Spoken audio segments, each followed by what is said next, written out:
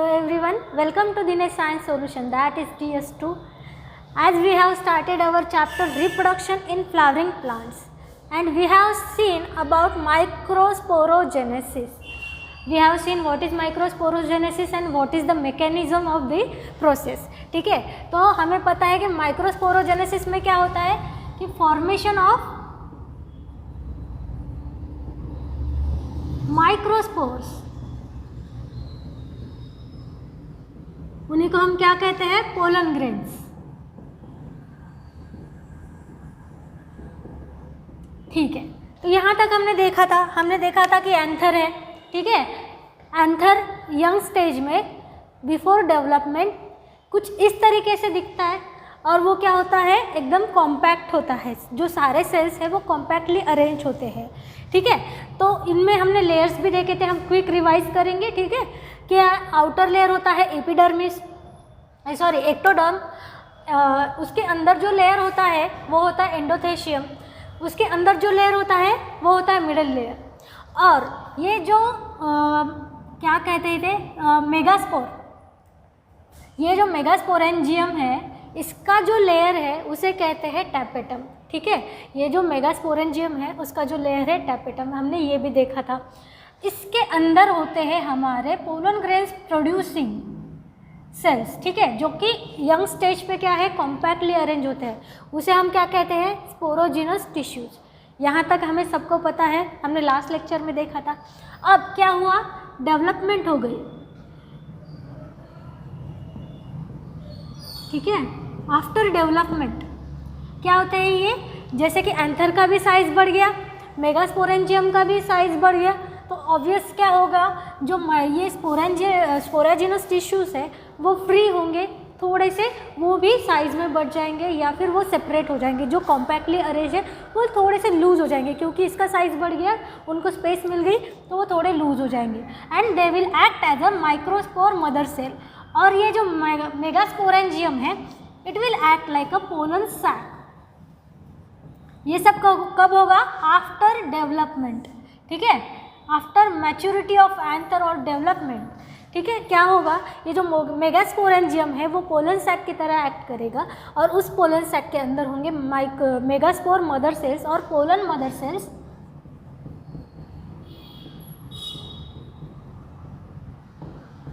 ठीक है, यहाँ तक हमने देखा था. फिर ये pollen mother cells meiotically divide होंगे, डिवीजन होगा इनमें, मियोटिक डिवीजन होगा, जिससे क्या बनेंगे, एक मेगास्पोर मदर सेल से 4 पोलन ग्रेन का टेट्राएड बनेगा. ठीक है, एक मेगास्पोर मदर से जो डिप्लॉयड होगी उससे क्या हो गया, 4 सेल्स बनेंगे जो कि हैप्लॉयड होंगे, लेकिन वो क्या होंगे, कॉम्पैक्टली अरेंज होंगे, एक दूसरे से क्या होंगे, वो चिपके हुए होंगे. तो उसे हम क्या कहेंगे, टेट्राएड. टेट्राएड क्यों, क्योंकि इस टेट्राएड में 4 पोलन ग्रेन्स बनेंगे. ठीक है, इसमें 4 पोलन ग्रेन्स बनेंगे. ये है पोलन टेट्राएड. अब इस यहाँ तक हमने देखा था कि पोलन ग्रेन फॉर्मेशन कैसे होता है. अब ये पोलन टेट्राएड बन गया, इसके आगे क्या होगा. ठीक है, इसके आगे क्या होगा ये हमें देखना है. अब हम इसे पोलन ग्रेन बोलेंगे क्या, नहीं, इसे हम पोलन किट बोल सकते हैं. ठीक है, इसे हम पोलन किट बोल सकते हैं. अब पोलन ग्रेन कैसे होगा, ठीक है, अब देखते हैं. ये है हमारा पोलन टेट्राएड आफ्टर सेपरेशन. ठीक है, अब ये क्या होंगे, सेपरेट होंगे. क्यों, हर एक सेल क्या है, हैप्लॉइड है, 4 सेल्स बनेंगे. ठीक है, हर एक सेल हैप्लॉइड है. ये 4 पोलन ग्रेन्स के क्या कह सकते हैं, इसे हम कह सकते हैं प्री मैच्योर स्टेज. ठीक है, इसे हम कह सकते हैं pre mature stage, before development. ठीक है, यंगर स्टेज पे. फिर क्या होगा, और इनमें चेंजेस होंगे to form complete pollen grain. अब ये देखते हैं हम लार्जर साइज में. अब ये है पोलन साइटोप्लाज्म. ठीक है, ये है पोलन साइटोप्लाज्म, जिसको साइटोप्लाज्मिक मेम्ब्रेन है. ठीक है, जो इम्बाइडेड है साइटोप्लाज्मिक मेम्ब्रेन से. ठीक है, अब ये जो इनर सेल है, इनर लेयर है, ये है इंटाइन. ये क्या है, इंटाइन. जो किससे बना है? सेल्यूलोज एंड पेक्टिन से, सेल्यूलोज एंड पेक्टिन से। इसका कंपोजिशन क्या है? ये सेल्यूलोज एंड पेक्टिन को मिलाकर ये इंटाइन बना है, जो कि है क्या कह सकते हैं, रेगुलर है, स्मूथ स्ट्रक्चर है, ठीक है, ये इनर मेम्ब्रेन बन गया। अब इसके ऊपर है इर्रेगुलर अनस्मूथ, ठीक है, ऐसा इर्रेगुलर एक स्ट्रक्चर बनेगा, जो आउटर लेयर होगी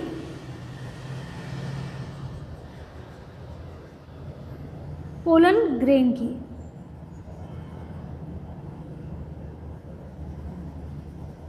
लाइक दिस, ठीक है। अब ये है एग्जाइम, जो किससे बना है? स्पोरोपोलेनिन। इसका कंपोजिशन क्या है? स्पोरोपोलेनिन, ठीक है, यहाँ तक ठीक है। तो ये है exact structure of pollen grain, ठीक है, exact structure of pollen grain. Tapetum से जो है ये ऐसे लेयर्स बनेंगे, ठीक है। अब ये इसका जो कंपोजिशन है एग्जाइन का स्पोरोपोलेनिन है, इंटाइन का कंपोजिशन है सेल्यूलोज एंड पेक्टिन, ठीक है। आपके एमसीक्यू 2 तैयार हो गए यहाँ पे। क्या है composition of intine of pollen grain, क्या है सेल्यूलोज एंड पेक्टिन, और कंपोजिशन ऑफ एग्जाइन क्या है? स्पोरोपोलेनिन, ठीक है। अब इसके अंदर है हैप्लॉइड न्यूक्लियस, ठीक है, इसके अंदर है हैप्लॉइड न्यूक्लियस, जो यहाँ पे भी है, ठीक है, यंगर स्टेज में भी है, हैप्लॉइड न्यूक्लियस यहाँ पे भी है, यहाँ तक ठीक है। अब ये जो स्पोरोपोलेनिन है और ये जो इंटाइन है, ऐसे दो स्ट्रक्चर जो क्या कह सकते हैं, इसे दो लेयर्स क्यों हैं? ये जो स्पोरोपोलेनिन है it is most one of, यहाँ पे लिखती हूँ, ये जो स्पोरोपोलेनिन है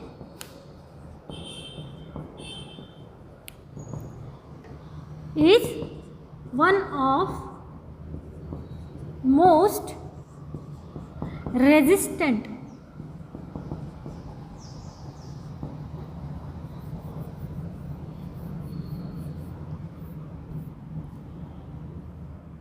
organic material, ठीक है। अब इसका मतलब क्या है? इसका मतलब ये है कि ये जो स्पोरोपोलेनिन है वो किसी भी एक्सट्रीम कंडीशन में सर्वाइव कर सकता है। क्यों? क्योंकि ये मोस्ट रेजिस्टेंट है। ये जो ऑर्गेनिक मटेरियल है स्पोरोपोलेनिन, ये मोस्ट रेजिस्टेंट है। जैसे कि हायर टेम्परेचर हो, हायर पीएच हो, लोअर पीएच हो, और कोई एंजाइमेटिक रिएक्शन हो, किसी भी कंडीशन में ये स्पोरोपोलेनिन टिकेगा। क्यों? क्योंकि हमें पता है इसके अंदर, ठीक है, इंटाइन के अंदर है मेल गैमेट, इसे प्रोटेक्ट करने के लिए, क्योंकि ये एक प्लांट से होके, एक फ्लावर से होके दूसरे फ्लावर तक जाएगा, तो ये इसकी वायबिलिटी बरकरार रखने के लिए ये जो है एडाप्टेशन क्या है, फ्लावर्स ने या फिर एंजियोस्पर्म ये प्लांट्स ने किया हुआ है। ये जो एग्जाइन है ये बना हुआ है स्पोरोपोलेनिन से, जो कि मोस्ट रेजिस्टेंट है, ठीक है। तो इससे क्या होगा, ये they can store as a fossil also, ठीक है, they can store as a fossil also, मतलब ये इतना रेजिस्टेंट है कि इसे अनब्रेकेबल भी बोल सकते हैं। अगर कोई स्पोरोपोलेनिन खा लेगा ऑर्गेनिज्म, ठीक है, और जो ईसोफेगस है ऑर्गेनिज्म का जो डक्ट है, ठीक है, डाइजेस्टिव डक्ट है, उसके अंदर हायर पीएच होगा, HCl हमारे हाइड्रोक्लोरिक एसिड की तरह जो लोअर पीएच के केमिकल्स है, एसिडिक केमिकल्स है, उससे भी ये डाइजेस्ट नहीं होगा, वो उसको भी इनकाउंटर कर देगा। डिफरेंट एंजाइम्स होंगे ऑर्गेनिज्म की बॉडी में, उससे भी ये इनकाउंटर कर देगा। अब बाहर, ठीक है, जब वो फ्लावर से निकल कर बाहर आएगा एक्सट्रीम टेम्परेचर में, लोअर टेम्परेचर में भी ये सर्वाइव कर सकता है। तो इसके ये जो है इसका फंक्शन है, प्रोटेक्टिव फंक्शन है। तो उससे क्या होगा, अंदर का जो मेल गैमेट है वो क्या है, सिक्योर रहेगा, ठीक है। तो ये हो गया फंक्शन हमारे स्पोरोपोलेनिन का। और इंटाइन जो बना है वो सेल्यूलोज एंड पेक्टिन का बना है, इट इज़ न्यूट्रिटिव, ठीक है। तो ये हो गया स्पोरोपोलेनिन एंड एग्जाइन और इंटाइन के बारे में। अब देखते हैं ये जो साइटोप्लाज्म है, ठीक है, अब इनमें क्या चेंजेस होते हैं।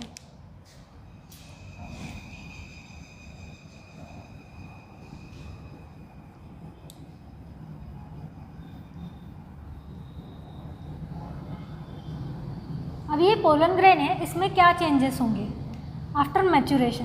This nucleus, haploid nucleus divide mitotically, ठीक है, इनमें एक माइटोटिक डिवीजन होगी, मतलब सेल डिवीजन आपने पढ़ा होगा, कैरियोकाइनेसिस होगी पहले जिससे न्यूक्लियस डिवाइड होगा, और फिर साइटोकाइनेसिस होगी उससे साइटोप्लाज्म डिवाइड होगा, ठीक है। तो यहाँ पे ऐसे देखते हैं।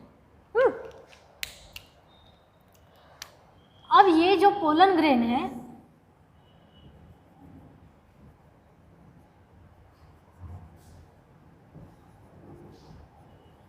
इसके अंदर का जो न्यूक्लियस है वो कैसे डिवाइड होगा?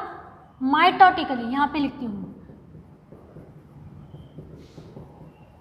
माइटोटिकली, मतलब इक्वेशनल डिवीजन, मतलब इससे बनेंगे दो न्यूक्लियस, इससे बनेंगे दो न्यूक्लियस, पोलन ग्रेन के अंदर बनेंगे दो न्यूक्लियस, और ये जो साइटोप्लाज्म है ये भी डिवाइड होगा, लेकिन कैसे? अनइक्वली। ये जो साइटोप्लाज्म है ये भी डिवाइड होगा अनइक्वली, ठीक है, मतलब एक लार्जर साइटोप्लाज्मिक क्या होगी यहाँ पे पोर्शन होगा और विथ लार्जर न्यूक्लियस, ठीक है, और ये स्मॉलर पोर्शन होगा जिसमें माइन्यूट साइटोप्लाज्म होगा और न्यूक्लियस भी छोटा सा होगा, ठीक है। अब ये दो जो चेंजेस है, ये जो माइटोटिक डिवीजन है न्यूक्लियस में, इसके होने के बाद इस सेल को बोलेंगे हम वेजिटेटिव सेल।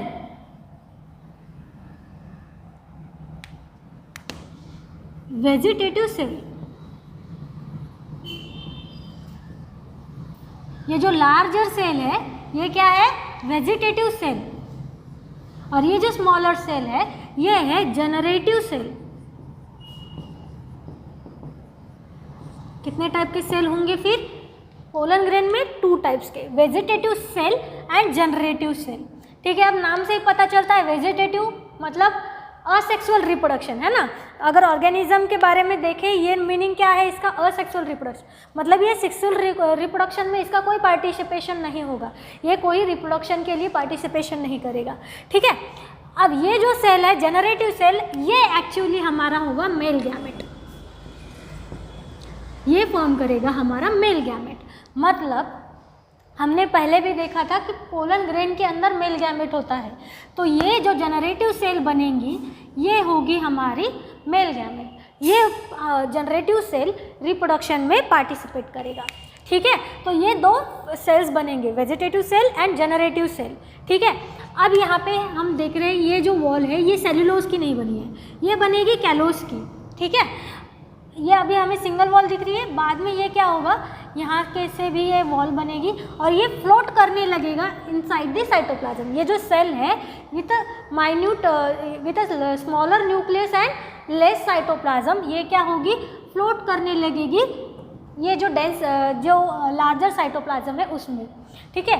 तो ये जो जनरेटिव सेल है वो क्या करेगी, it floats in cytoplasm of vegetative cell, ठीक है। तो ये है हमारा एक्चुअल पोलन ग्रेन, ये है हमारा माइक्रोस्पोर, ठीक है। तो एक्चुअल माइक्रोस्पोर ये होगा। अब इस सेल में कितने न्यूक्लियस है, 1 and 2, ठीक है। ये क्या हो गए फिर, 2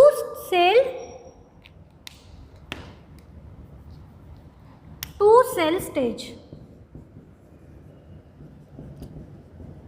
ठीक है। ये हो गई 2 सेल स्टेज, क्यों, 2 सेल है 2 न्यूक्लियस है, ठीक है, यहाँ तक ठीक है। ये तो ये हो गई हमारी 2 सेल स्टेज। तो मोस्ट ऑफ द एंजियोस्पर्म्स में, ऑलमोस्ट 60% एंजियोस्पर्म्स में ये स्टेज होती है, जिसमें क्या होते हैं, 2 सेल्स होती है, 2 न्यूक्लियस होती है, इसे कहेंगे 2 सेल स्टेज। 60% ऑफ एंजियोस्पर्म में ये होता है, ठीक है। अब क्या हो गया, माइक्रोस्पोर मदर सेल से मियोसिस होके पोलन टेट्राएड बन गया। फिर ये पोलन टेट्राएड क्या करेंगे, सेपरेट होंगे, ठीक है, यूजिंग डिफरेंट एंजाइम ये सेपरेट होंगे, मल्टीपल क्या बनेंगे, पोलन ग्रेन्स बनेंगे। अब इन पोलन ग्रेन्स में ये सारे चेंजेस होंगे। और यहाँ पे ये जो पोलन ग्रेन्स है इनमें ये 2 सेल स्टेज बनेंगे और इस तरीके से ये कंप्लीट क्या बनेगा माइक्रोस्पोर बनेगा। अब रिमेनिंग 40% प्लांट्स में क्या होता है? Remaining 40% plants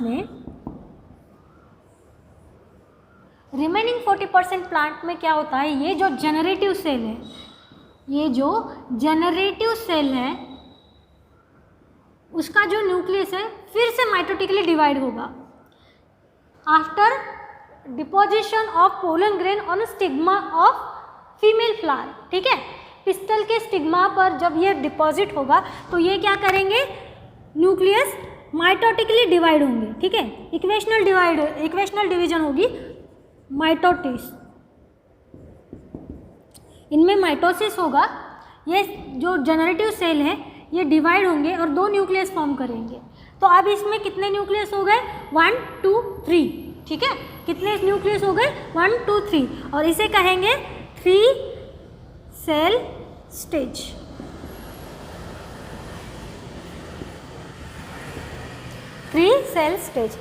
up to 40% of क्या है प्लांट्स में ये हमें दिखाई देता है।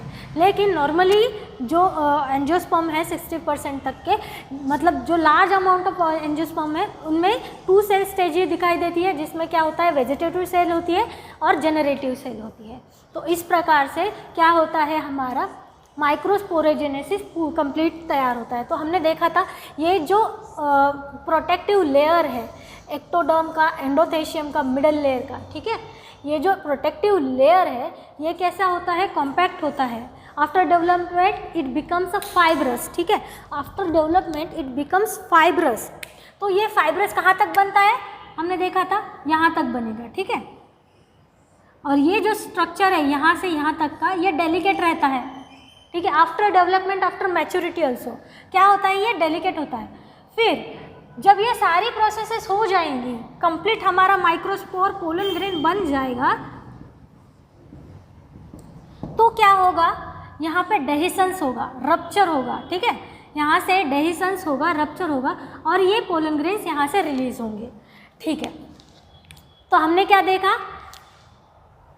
एक्साइन है स्पोरोपोलेनिन का, इंटाइन है सेलुलोजन पेक्टिन का। स्पोरोपोलेनिन क्या है? मोस्ट रेजिस्टेंट किसी भी कंडीशन में, वो फॉसाइल की तरह क्या है? प्रिजर्व भी हो सकता है। आफ्टर क्या कह सकते हैं? फॉसाइल मतलब क्या? एंशियंट क्या कह सकते हैं? Ancient remains of organism. ठीक है, बिलियन ईयर्स पहले के जो रिमेन्स हैं ऑर्गेनिजम्स के, प्लांट्स के ऑर्गेनिजम्स के, तो ये इस तरीके से इतने सालों तक स्पोरोपोलेनिन की वजह से क्या कर सकता है? एज अ फॉसाइल रह सकता है इन्वायरमेंट में। तो ठीक है, तो इसके अंदर ये जो गैप है, ठीक है, ये जो क्या कह सकते हैं हम? इर्रेगुलर स्पोरोपोलेनिन है, इसके अंदर ये जो गैप है it is known as germ pore.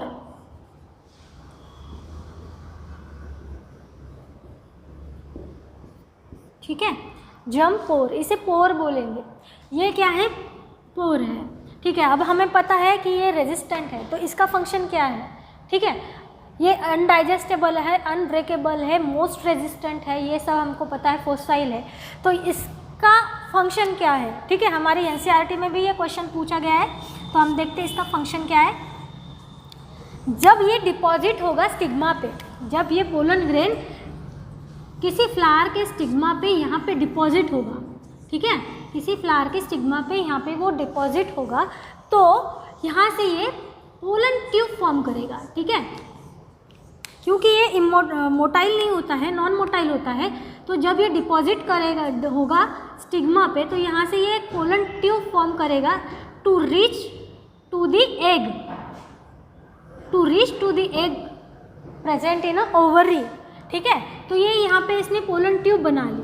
तो ये जो पोलन ट्यूब है वो यहाँ से जर्म पोर में से क्या होगी? जनरेट होगी। ये जो क्या है? साइटोप्लाज्मिक मेम्ब्रेन है, वो एक्सटेंड होके जर्म पोर में से निकल के क्या होगा? पोलन ट्यूब बनेगी। तो that is function of germ pore. तो पोलन ट्यूब कहाँ से बनेगी? ये जो स्पेस है स्पोरोपोलेनिन की, उसमें से ये जर्म पोर, ये जो हमारा साइटोप्लाज्मिक मेम्ब्रेन है वो एक्सटेंड होके यहाँ से पोलन ट्यूब बनाएगा और उसी से ये जो मेल गैमेट है वो यहाँ से बाहर निकलेगा। तो रिलीज ऑफ मेल गैमेट, ठीक है, to help to release in male gamete ये जर्म पोर काम करेंगे। तो यहाँ तक सबको समझ में आ गया कि हमारा पोलन ग्रेन बन गया है, हमारा मेल गैमेट यहाँ तक बन गया है। तो और भी फंक्शन होते हैं पोलन ग्रेन्स के generally.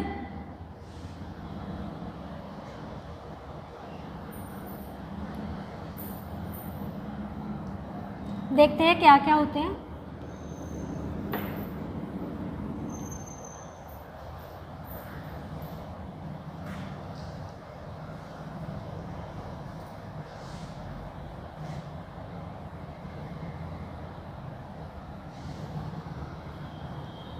Study of pollen grain, ठीक है, study of pollen grain known as palynology. Pollen grain पे बहुत सी स्टडीज हुई है, ठीक है। देखते हैं क्या फंक्शंस है पोलन ग्रेन्स के। Study of pollen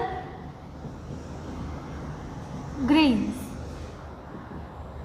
known as palynology, ठीक है। Some pollen grains are edible also. Edible मतलब जिसे खा सकते हैं, ठीक है। अब ये पोलन ग्रेन्स बहुत ज़्यादा न्यूट्रिटिव होते हैं, ठीक है, एज अ न्यूट्रिशनल सप्लीमेंट, ठीक है, सप्लीमेंट्री न्यूट्रिएंट इसे खाते हैं, ठीक है। वेस्टर्न कंट्रीज में in the form of serums and tablets, in the form of serums and tablets, people used to eat these pollen grains, ठीक है, in the form of serums and tablet। क्योंकि supplementary, as a supplementary nutrient, it is rich in nutrients, ठीक है। Like athletes ने भी ये बोला है, जो हमारे स्पोर्ट्स पर्सन होते हैं उन्होंने भी बोला है कि उनको ये न्यूट्रिशनली क्या है, सप्लीमेंट्री न्यूट्रिएंट करके इनका फ़ायदा हुआ है हॉर्सेस में, डेवलपिंग चिल्ड्रंस में। तो वेस्टर्न कंट्रीज़ में क्या है, पोलन ग्रेन्स के टैबलेट और सिरप मिलते हैं और बहुत से लोग इसे as a supplementary nutrient use करते हैं, ठीक है। Some people are allergic to pollen grains also, ठीक है।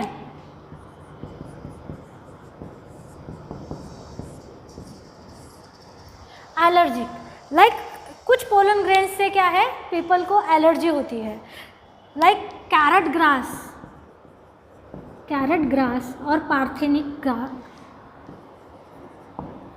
पार्थेनियम, ठीक है। ये जो कैरेट ग्रास का जो ये एग्जॉटिक है वो बाहर की कंट्री से हमारे देश में आया था जब हमारे देश में फूड क्राइसिस था, ठीक है, इन 1991 में भी, ठीक है। तब फूड क्राइसिस था जब हमें बाहर से इंपोर्ट करना पड़ा फूड, वीट हमें बाहर से इंपोर्ट करना पड़ा और हमारे देश में बहुत ज़्यादा फूड क्राइसिस थे। तो उस वीट में क्या हुआ, उस गेहूं में ये जो कैरेट ग्रास के सीड्स हैं, ठीक है, ये कैरेट ग्रास के सीड्स आए और यहाँ पे क्या हुआ, ये इंडिया में ये कैरेट ग्रास बहुत ज़्यादा तेज़ी से बढ़ने लगे। लोकल लैंग्वेज में उसे क्या कहा जाता है, कैरेट ग्रास को कुछ पता नहीं मुझे, ठीक है, लोकल लैंग्वेज में क्या कहा जाता है, लेकिन some peoples are allergic to it. Like उसे क्या एलर्जिक टू इट, उसे क्या कहते हैं, हे फीवर। जो पीपल पोलन ग्रेन से एलर्जिक होते हैं, ठीक है, जो पोलन ग्रेन की एलर्जी होती है जिनको भी, तो उस एलर्जी को हे फीवर कहते हैं। लाइक क्रोनिक, बहुत सारे रेस्पिरेटरी डिसीजेस भी होते हैं, क्रोनिक डिसीजेस वगैरह, ठीक है। तो ये सारे पोलन ग्रेन्स के क्या है, डिफरेंट टाइप्स है, ठीक है। अब ये जो पोलन ग्रेन्स है इनकी वायबिलिटी, ठीक है, इनकी वायबिलिटी भी वैरी करती है। Varies in different species. मतलब इनका जो पीरियड ऑफ, क्या कह सकते हैं इसे, रिप्रोडक्टिव पीरियड, ठीक है, जब ये पोलन ग्रेन्स रिलीज हो जाएंगे एक बार एंथर से और डिपॉजिट होंगे पिस्टल पे जाके किसी और फ्लावर पे, तो उसमें का जो टाइम पीरियड है, वायबिलिटी है, जो टाइम पीरियड है जब तक वो रिप्रोड्यूस कर सकते हैं, उस टाइम पीरियड के बाद वो रिप्रोड्यूस नहीं करेंगे, ठीक है, कर पाएंगे नहीं, वो डेड नहीं होंगे, जब तक वो क्या है रिप्रोड्यूस कर पाएंगे उसे वायबिलिटी बोलेंगे। तो डिफरेंट प्लांट्स में ये वैरी करता है। लाइक हमारा राइस, व्हीट में जो है उनकी जो वायबिलिटी है कुछ मिनट्स की होती है, लेकिन some pollen grains survive up till months also, ठीक है, उनकी वायबिलिटी सर्वाइव कर सकती है मंथ्स तक अल्सो। अब पोलन ग्रेन्स जैसे हिबिस्कस प्लांट, मराठी में उसे जासवंत कहते हैं, ठीक है, जैसे हिबिस्कस प्लांट है, सबने देखा है, कॉमन है, सबके घरों के सामने या फिर जनरली कहीं पे भी दिखता है, सबने देखा है। अगर वो फ्लावर आप हाथ में लोगे और उस पर जो येलो स्पोर लाइक ऊपर से जो ये होता है, पिस्टिल होता है, स्पोर लाइक दिखता है, तो अगर आप उसे हाथ लगाओगे तो आपके हाथों पे येलो डस्ट लग जाती है, ठीक है, तो वो क्या होते हैं, हमारे पोलन ग्रेन्स होते हैं। जो येलो डस्ट होती है वो हमारे पोलन ग्रेन्स होते हैं। तो ये सब हो गया हमारे माइक्रोस्पोर्स के बारे में। माइक्रोस्पोर बने कैसे, उनका एग्जैक्ट स्ट्रक्चर क्या होता है, पोलन ग्रेन्स बने कैसे, ठीक है, और उनके बारे में ये सारी इन्फॉर्मेशन। अब नेक्स्ट लेक्चर में हम देखेंगे मेगास्पोर, ठीक है, पिस्टिल का स्ट्रक्चर, मेगास्पोर, ठीक, और ओव्यूल, ठीक है। तो मिलते हैं नेक्स्ट लेक्चर में। Thank you.